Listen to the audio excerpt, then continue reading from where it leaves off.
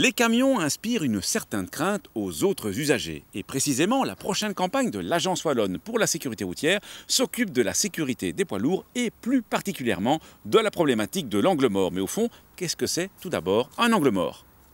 Un angle mort, c'est une zone que le conducteur d'un véhicule ne peut pas voir parce qu'elle n'est visible ni dans les rétroviseurs ni sur les côtés du véhicule. Et ces angles morts peuvent s'avérer vraiment dangereux quand on effectue certaines manœuvres, par exemple changer de bande de circulation, sortir d'une place de stationnement ou sortir d'un rond-point. Alors c'est un problème qui s'aggrave avec la taille des véhicules.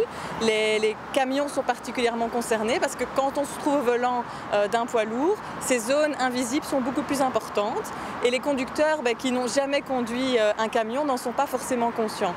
Et donc important de les conscientiser par rapport à cette problématique de l'angle mort et aussi de les inciter à ne pas rester inutilement dans ces zones. Il faut également rappeler aux conducteurs de poids lourds qu'ils doivent prendre leurs précautions, être attentifs à ces zones.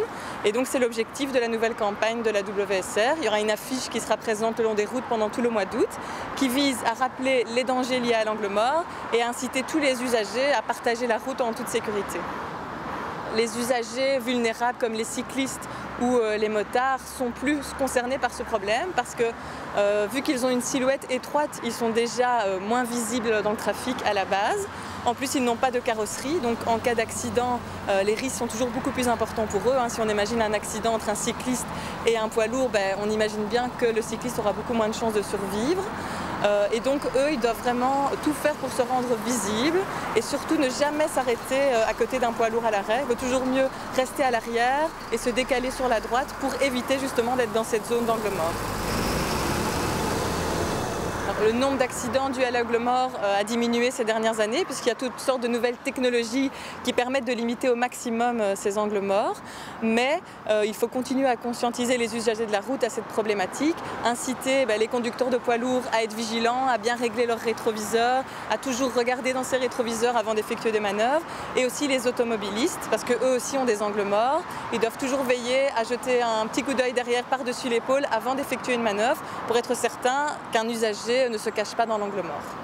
Ce qu'il faut retenir, c'est que chaque usager, quel que soit le côté du volant où il se trouve, doit être attentif à ce problème de l'angle mort et que ce problème grossit avec la taille du véhicule, ce qui veut dire qu'il faut redoubler d'attention en présence de gros véhicules. À la question de la dernière fois, il fallait répondre que le signal F69 annonce un débit de boisson. A gagné cette semaine un stage de perfectionnement offert par Fédémote et Etias à destination des personnes ayant déjà le permis moto et une moto.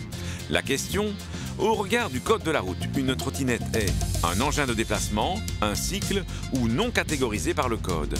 Soit vous téléphonez au 0905 56 493, soit vous envoyez un SMS au 60 20 en tapant contact 1, 2 ou 3 et vos coordonnées complètes. Si je possède un cyclomoteur, pour quand dois-je l'immatriculer? Tous les cyclomoteurs et les quadricycles légers, qu'on appelle aussi à tort voitures sans permis, doivent être immatriculés pour le 11 décembre prochain. La procédure à suivre est détaillée sur le site du Service public fédéral mobilité. Si vous n'avez pas Internet, renseignez-vous auprès de la DIV, de Bipost ou de votre assureur. Les personnes qui ne seront pas en ordre à la date du 11 décembre ne pourront plus circuler sur la voie publique avec leur cyclomoteur ou leur quadricycle léger motorisé sans risquer d'être verbalisés pour défaut d'immatriculation. À la semaine prochaine et d'ici là, bonne route!